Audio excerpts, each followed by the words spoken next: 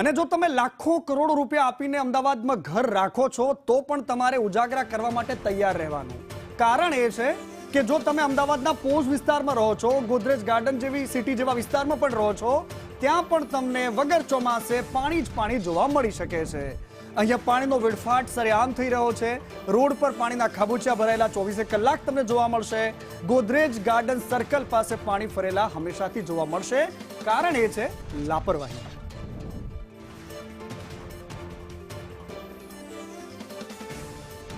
એકવાર ફરી મચ્છરોનો ઉપદ્રવ અટકાવવા માટે અમદાવાદ મ્યુનિસિપલ કોર્પોરેશન દ્વારા ફરીથી કરોડોના ખર્ચ કરવામાં આવશે અને એના જ તેમના જે બુદ્ધિનું પ્રદર્શન જેને કહી શકાય કે જ્યાં પાણીનો ઉપદ્રવ થઈ રહ્યો છે, પાણીમાં વધારો થઈ રહ્યો છે, ત્યાં માત્ર આવા પ્રકારના પટ્ટા લગાવીને સાવધાનીના બોર્ડ મારી દેવામાં આવે છે. પાણીનો નિકાલ ક્યારે થશે તે મોટા પ્રશ્ન અહીંયા ઊભા થાય છે.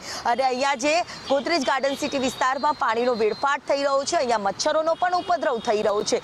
અને હવે આ તંત્રના પાપે મચ્છરો પણ વધે તો કોઈ જવાબદાર નથી, પરંતુ આને લઈને હવે તંત્ર છે, પ્રશાસન છે, તે ખાનગી એજન્સીઓને કોન્ટ્રાક્ટ આપશે અને મચ્છર ભગાવવા માટે મશીનોની ખરીદી કરશે, જેના કારણે શહેરમાં મચ્છરોનો ઉપદ્રવ અટકાવી શકાય. હવે આમાં કોની બુદ્ધિ વધારે અને કોના પાપે કોને પરેશાન થવું તે અનેક સવાલો સતાવી રહ્યા છે. એક તરફ પાણીનો વેડફાટ, ત્યાં કોઈ પણ પ્રકારની કામગીરી કરવામાં નથી આવતી અને મચ્છરોનો અટકાવવા માટેની કામગીરી માટે કરોડોના ખર્ચ કરવા માટેના કોન્ટ્રાક્ટ અને ટેન્ડર બહાર પાડવામાં આવે છે.